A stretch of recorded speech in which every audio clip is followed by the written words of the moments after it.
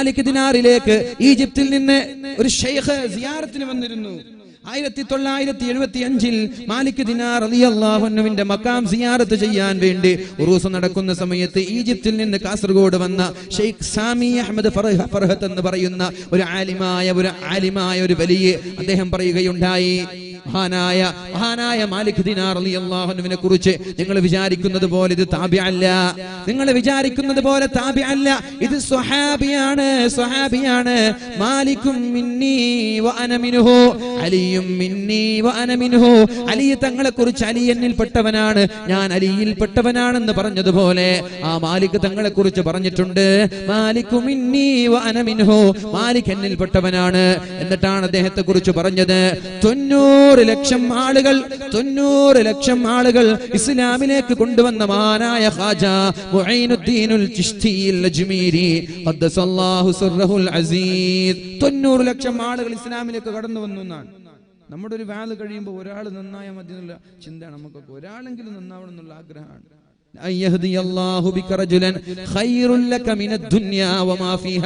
നീ കാരണം ഒരാൾ നന്നായാൽ ദുനിയാവിലുള്ള സകലതും നിനക്ക് ലഭിക്കുന്നതിനേക്കാളും ഭേദം നീ കാരണം ഒരാൾ നന്നാവലാണ്. നമ്മളെ കാരണം ഒരാൾ നന്നാവണം, അതുമതി നമ്മൾ രക്ഷപ്പെടാൻ.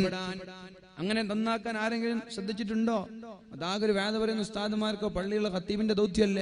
ഇവിടെ ഇരിക്കുന്ന എല്ലാ ആളുകൾക്കും ആ ദൗത്യമുണ്ട്. നമ്മൾ കാരണം ഒരാൾ നന്നാവട്ടെ. നമ്മുടെ ചങ്ങാതിക്ക് നിസ്കരിക്കാൻ പറഞ്ഞു കൊടുക്കുക, നിസ്കരിക്കാത്ത ചങ്ങാതിയെ നിസ്കരിക്കാൻ പ്രോത്സാഹിപ്പിക്കുക, അതൊക്കെ നമ്മുടെ ദൗത്യമാണ്. നീ കാരണം ഒരാൾ നന്നായാൽ ചുവന്ന ഒട്ടകം നിനക്ക് ലഭിക്കുന്നതിനേക്കാൾ നല്ലത്. ചുവന്ന ഒട്ടകം എന്ന് പറഞ്ഞാൽ ഒരു മെഴ്സിഡസ് ബെൻസ്, അല്ലെങ്കിൽ ഒരു BMW, അല്ലെങ്കിൽ ഒരു ഫെറാരി, ഇതൊക്കെ കിട്ടുന്നതിനേക്കാളൊക്കെ നല്ലത് എന്താ? ഒരാളെ നന്നാക്കലാണെന്ന് ഷഫീഉനാ റസൂലുള്ളാഹി. കാസർഗോഡ് ജില്ലയിൽ പിന്നെ അതൊന്നും പറയേണ്ടതില്ലല്ലോ. ഖത്തറിൽ നിന്ന് ലാൻഡ് ക്രൂയിസറും നിസാം പെട്രോളും കൊണ്ടുവരുന്ന നാട്ടുകാരാണ് കാസർഗോട്ടുകാർ, അല്ലേ? ഫെറാരി ദുബായിൽ നിന്ന് കൊണ്ടുവരുന്ന ആളുകൾ. നമ്മൾക്ക് വണ്ടിയോടുള്ള ഒരു ഭ്രമം കൂടുതലാണ്. അതിനൊന്നും ഞാൻ നിഷേധിക്കുകയോ അതിനൊന്നും ഞാൻ തള്ളിപ്പറയുകയോ ചെയ്യുന്നില്ല. ഓരോ ആളുകൾക്ക് വണ്ടിയോട് താല്പര്യമുള്ളതോ വീടിനോട് താല്പര്യമുള്ളതോ അത് തെറ്റാണെന്ന് പറയാനും ഞാൻ തയ്യാറല്ല. പക്ഷേ ഞാൻ പറയാം, അതൊക്കെ കിട്ടുന്നതിനേക്കാളും നല്ലത് നമ്മൾ കാരണം ഒരാൾ നന്നാവലാണ്. അള്ളാഹു നമ്മളെയും നമ്മളോട് ബന്ധപ്പെട്ട എല്ലാ ആളുകളെയും അള്ളാഹു നല്ലവരിൽ പെടുത്തി അനുഗ്രഹിക്കട്ടെ. ദുനിയാവിലുള്ള ഈ ലോകത്തിന്റെ ചുക്കാൻ, ഈ ലോകത്തിന്റെ ചെങ്കോൽ നിന്റെ കയ്യിൽ ഏൽപ്പിക്കാമെന്നൊരാൾ പറഞ്ഞാലും അതിനേക്കാളും നിനക്ക് നല്ലത് ഒരാൾക്കൊരു വാല് പറഞ്ഞു കൊടുത്ത ഒരാളെ നന്നാക്കലാണ്. ഇനി ആലോചിക്ക്, മഹാനായ മുഈനുദ്ദീനുൽ ചിശ്തി റളിയല്ലാഹു അൻഹു കാരണം 90 ലക്ഷം ആളുകളാണ് നന്നായത്. 90 ലക്ഷം ആളുകൾ. എന്നിട്ട് എന്തെന്ന് പറഞ്ഞെന്നറിയോ? മഹാനായ മുഈനുദ്ദീനുൽ ചിശ്തി, മഹാനായ മാലിക് ദിനാർ റളിയല്ലാഹു അൻഹു എന്ന് പറയുന്ന സമുദ്രത്തിലെ ഒരു തുള്ളി വാട്ടർ, ഒരു തുള്ളി വെള്ളമാണ്, ഒരു തുള്ളി വെള്ളം. ഖാജ മാലിക് ദിനാർ എന്ന് പറയുന്നത് ഒരു സമുദ്രമാണ്. മാലിക് ദിനാർ റളിയല്ലാഹു അൻഹു ഒരു കടലാണ്.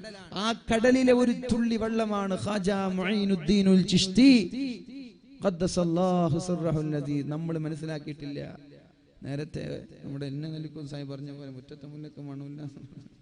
നമ്മളത് തിരിച്ചറിഞ്ഞിട്ടില്ല, അല്ലേ? നമ്മൾ തിരിച്ചറിഞ്ഞിട്ടില്ല. നമ്മുടെ കാലിനടിയിലുള്ള മഹാന്മാരെ നമ്മൾ തിരിച്ചറിഞ്ഞിട്ടില്ല. ഞാൻ പറയട്ടെ, ഇതൊക്കെ അല്ലാഹു നമ്മൾക്ക് നൽകിയ അനുഗ്രഹമാണ്. പക്ഷേ ഇവരുടെ നാട്ടിൽ വെച്ച് നമ്മൾ കുരുത്തക്കേട് കാണിച്ചാൽ അല്ലാഹുവിന്റെ ശിക്ഷ ഭയാനകമായിരിക്കും. അല്ലാഹു നമ്മളെ രക്ഷപ്പെടുത്തട്ടെ. റസൂലുള്ളാഹി സ്വല്ലല്ലാഹു അലൈഹി വസല്ലം പറഞ്ഞുവല്ലോ, മാ മിൻ അഹദിൻ മിൻ സുഹാബി യമൂതു ബി അർളിൻ, എന്റെ സ്വഹാബാക്കളിൽപ്പെട്ട ആരെങ്കിലും ഒരു ഭൂമിയിൽ മരിച്ചുപോയാൽ, ഒരു ഭൂമിയിൽ അവരുടെ മഖ്ബറയുണ്ടായാൽ, ഇല്ലാ ബുഇസ ഖായിദൻ വനൂറൻ ലഹും യൗമൽ ഖിയാമ, നാളെ മഹ്ശറ വൻസഭയിലേക്ക് ഖബറിൽ നിന്ന് എണീറ്റുകൊണ്ട് നമ്മൾ പോകുമ്പോ നമ്മുടെ നേതാവായി കടന്നു വരുന്നത് ആ നാട്ടിലെ സ്വഹാബിയായിരിക്കുമെന്ന് മുഹമ്മദുർ റസൂലുള്ളാഹ്. നമ്മുടെ നേതാവായി വരുന്നത് തളങ്കരയിൽ അന്ത്യവിശ്രമം കൊള്ളുന്ന മഹാനായ മാലിക് ദിനാർ റളിയല്ലാഹു അൻഹു ആയിരിക്കും. പക്ഷേ എന്റെ ചെറുപ്പക്കാരാ, ഞാൻ പറയുന്നത് നമ്മുടെ കാട്ടിക്കൂട്ടലുകൾ വല്ലാതെ മോശമായിരിക്കുകയാണ്.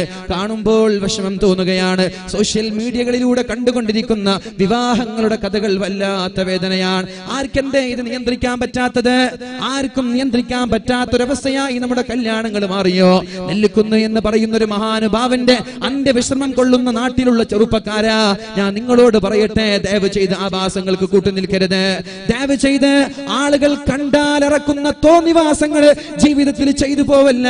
ഇത് നാടിന് അപമാനമാണ്, ഇത് സമുദായത്തിന് അപമാനമാണ്. എന്താണ് ഫേസ്ബുക്കിലൊക്കെ നമ്മൾ കണ്ടുകൊണ്ടിരിക്കുന്ന കാസർഗോഡ് ജില്ലയിൽ നടന്നൊരു കല്യാണത്തിന്റെ കഥ? എന്ത് കല്യാണം അത്?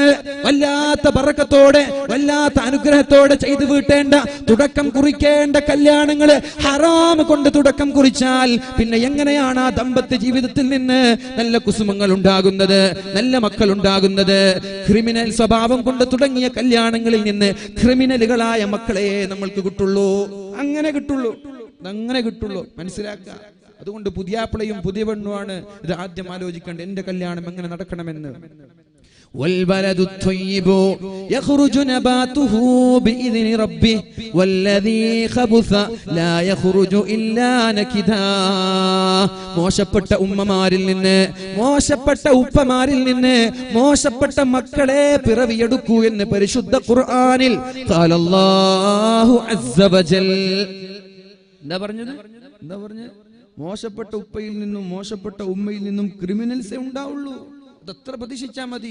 കല്യാണത്തിന് ഇങ്ങനെ ട്രൗസർ ഇട്ട് ഓടാൻ, റോഡിലൂടെ ഓടാൻ, ടീഷർട്ട് ഇട്ട് ഓടാൻ, വീട്ടിൽ പോലും ടീഷർട്ട് ഇട്ട് നടക്കാൻ നാണമുള്ള നമ്മൾ പരസ്യമായി ഹൈവേയിൽ ടീഷർട്ട് ഇട്ട് തുള്ളാൻ, ചാടാൻ, ബൈക്കിലൂടെ ഇങ്ങനെ കയറി ചാടി ഹോണടിച്ചു പോകുന്ന വഴിപ്പോക്കരെ തടഞ്ഞിട്ട് എന്തൊരു ആഭാസമാണിത്! ഇത് കാസർഗോട്ടുകാർക്കല്ലാതെ പിന്നെ ആർക്കാണിത് കിട്ടിയിട്ടുള്ളത്? വേറൊരു ജില്ലയിലും ഈ ആഭാസങ്ങളില്ലല്ലോ. എന്തേ നമ്മൾ ഇത്രയും മോശക്കാരായി പോയത്? അള്ളാഹു നമ്മളെ രക്ഷപ്പെടുത്തട്ടെ. അള്ളാഹുവേ ആ ചെറുപ്പക്കാർക്ക് ബോധം നൽകണേ അല്ലാ. അതുകൊണ്ട് ഞാൻ പറയട്ടെ, അങ്ങനെ ഒരു പ്രവർത്തനത്തിൽ നമ്മൾ പങ്കാളിയായാൽ, ഏതെങ്കിലും ഒരു നാട്ടുകാരന്റെ ശാപം, വഴിയിലൂടെ സഞ്ചരിക്കുന്നവന്റെ ഒരു ശാപം നമ്മളിലേക്ക് ഏൽക്കേണ്ടി വന്നാൽ, ആ ഒരു കല്യാണം കാരണം നടക്കാൻ കഴിയാതെ നിന്റെ കിടപ്പുമുറിയിൽ കിടക്കേണ്ടി വരും വർഷങ്ങളോളം. ഒരു ശാപം മതി. കാരണം അക്രമിയുടെ പ്രാർത്ഥന, ആ പ്രാർത്ഥനയുടെയും റബ്ബിന്റെയും ഇടയിൽ ഒരു മറയില്ല. വഴിയിൽ പോകുന്ന ഒരു ബസ്സുകാരൻ ഇങ്ങനെ പോവാൻ, തിരക്കിട്ട് കാസർഗോഡ് പോവാൻ, അപ്പോഴാണ് കല്യാണത്തിന് ഇങ്ങനെ ബൈക്ക് ഇങ്ങനെ റൈസ് ചെയ്ത് ഇങ്ങനെ പോകുന്നത്, ഹോണടിച്ച് പോകുന്നത്. അങ്ങനെ പോകുമ്പോ ബസ് ബ്ലോക്കായി പോകാൻ പറ്റുന്നില്ല. ഇവനാണെങ്കിൽ 2 മണിക്ക് കാസർഗോഡ് എത്തണം. അവൻ ശപിക്കൂലേ? അവൻ ശപിച്ചില്ലെങ്കിലല്ലേ അത്ഭുതമുള്ളത്. അവന്റെ ശാപം, അവന്റെ പ്രാർത്ഥന, അള്ളാഹുവിന്റെയും അവന്റെയും ഇടയിൽ ഒരു മറയില്ല. അവനെങ്ങാനും ഇവർക്ക് നശിച്ചു പോട്ടെ എന്ന് പറഞ്ഞാൽ നശിക്കാതെ പോവില്ല. അതുകൊണ്ട് എന്റെ ശബ്ദം ശപിക്കുന്ന സ്നേഹനിധികളായ എന്റെ നാട്ടുകാരായ കാസർഗോട്ടുകാരോട് എനിക്ക് പറയാനുള്ളത്, നിർത്തണം ഈ ആഭാസങ്ങള്, നിർത്തണം. ഇത് മഹല്ലിന്റെ ഉത്തരവാദപ്പെട്ട ആളുകൾ ഇതിന് ചുക്കാൻ പിടിക്കണം. ഇതിന് നേതൃത്വം നൽകേണ്ടത് മഹല്ലിന്റെ ഉത്തരവാദപ്പെട്ട ആളുകളാണ്. മാതൃകായോഗ്യമായ ഒരുപാട് മഹല്ലുകൾ നമ്മുടെ നാടിന്റെ ചുറ്റുമുണ്ട്. എനിക്കറിയാം പല മഹല്ലുകളെയും. ഇങ്ങനെയുള്ള ആഭാസങ്ങൾ കാട്ടിയവരെ വർഷങ്ങളോളം മഹല്ലിൽ നിന്ന് മാറ്റി നിർത്തിയവർ, എന്നിട്ട് കൊഞ്ചി, എന്നിട്ട് ബെഗ് ചെയ്ത് യാചിച്ച് ലെറ്റർ നൽകി ഇനി ഞാൻ ആവർത്തിക്കൂല എന്ന് പറഞ്ഞിട്ട് മഹല്ലിലേക്ക് തിരിച്ചു കയറ്റിയ ആളുകൾ എനിക്കറിയാം. അതുകൊണ്ട് എന്റെ ഉത്തരവാദപ്പെട്ട കമ്മിറ്റി ഭാരവാഹികളോട്, ഉത്തരവാദപ്പെട്ട രാഷ്ട്രീയ നേതാക്കളോട് ഈ ആഭാസങ്ങൾക്കൊരു കൂച്ചു വിലങ്ങിടണം. അള്ളാഹു തൗഫീഖ് ചെയ്യട്ടെ. നമ്മൾ പറഞ്ഞു വന്നത്, ഇങ്ങനെയുള്ള മഹാന്മാരുടെ നാട്ടിൽ വെച്ചിട്ട് എന്തെങ്കിലും ഒരു കുരുത്തക്കേട് ചെയ്തു പോയാൽ അള്ളാഹുവിന്റെ ശാപം ഉണ്ടാവൂലേ? മസ്ജിദുൽ ഹറം ഒരു റക്അത്തിന് 1,00,000 പ്രതിഫലമാണ്. മസ്ജിദുൽ ഹറം, മക്കയിലെ മസ്ജിദുൽ ഹറമിൽ നിസ്കരിച്ചാൽ ഒരു റക്അത്തിന് 1,00,000 പ്രതിഫലമാണ്. മസ്ജിദുൻ നബവി ഒരു റക്അത്തിന് 1000 പ്രതിഫലമാണ്. എന്നാൽ അവിടെ തെറ്റ് ചെയ്താൽ എന്താ കിട്ടാൻ പോകുന്നത്? ഇതുപോലെ ഗൗരവമാണ്. നല്ല സ്ഥലങ്ങളിൽ നന്മ ചെയ്യുമ്പോൾ പ്രതിഫലമുള്ളതുപോലെ നല്ല സ്ഥലങ്ങളിൽ തെറ്റ് ചെയ്യുമ്പോൾ അള്ളാഹുവിന്റെ ശിക്ഷ വർദ്ധിക്കും. നല്ല സ്ഥലം എന്ന് പറയാൻ കാരണം അള്ളാഹു അനുഗ്രഹിച്ച നാടാണ് നമ്മുടെ കാസർഗോഡ്. ഒരു സ്വഹാബി അന്ത്യവിശ്രമം കൊള്ളുന്ന ജില്ലയാണ്. അള്ളാഹു അനുഗ്രഹിച്ച ഒരു നാടാണ്. ഈ നാട്ടിൽ വെച്ച് പേക്കൂത്തുകൾക്കും കോപ്രാട്ടിത്തരങ്ങൾക്കും കോമാളിത്തരങ്ങൾക്കും കൂട്ടുനിന്നാൽ അള്ളാഹു നമ്മളെ വെറുതെ വിടൂല. പടച്ചോനെ, ഞങ്ങൾക്കൊക്കെ പുറത്തു തരണേ റബ്ബേ. ഈ ആഭാസങ്ങളിൽ നിന്ന് മാറി നിൽക്കാനുള്ള ബോധം അള്ളാഹുവേ നീ ഞങ്ങൾക്ക് നൽകണേ അല്ലാഹ്. എന്റെ സമയം ഇൻഷാ അല്ലാഹ് 1/2 മണിക്കൂർ കൂടിയാണ്. ഞാൻ എന്റെ വാക്കുകൾ ഒരുപാട് ദീർഘിക്കാൻ ആഗ്രഹിക്കുന്നില്ല. കാരണം നമ്മുടെ നാട്ടിൽ മാത്രമാണ് ഈ 10 മണിക്ക് പരിപാടി തുടങ്ങുന്ന ഒരു സിസ്റ്റം ഉള്ളത്. പല സ്ഥലത്തും 10:30 വാല് നിർത്തി പോരലാണ്. 10:30 ശേഷം പ്രസംഗിക്കാറില്ല. കാസർഗോഡ് ജില്ലയിൽ തുടങ്ങുന്നത് 10 മണിക്കാണ്. പിന്നൊന്നും പറയാൻ പറ്റൂലല്ലോ. അപ്പോൾ ഏതായാലും ഒരു 11:20 ഒരു അരമണിക്കൂർ ഇൻഷാ അല്ലാഹ് അല്ലാഹു തൗഫീഖ് ചെയ്യട്ടെ.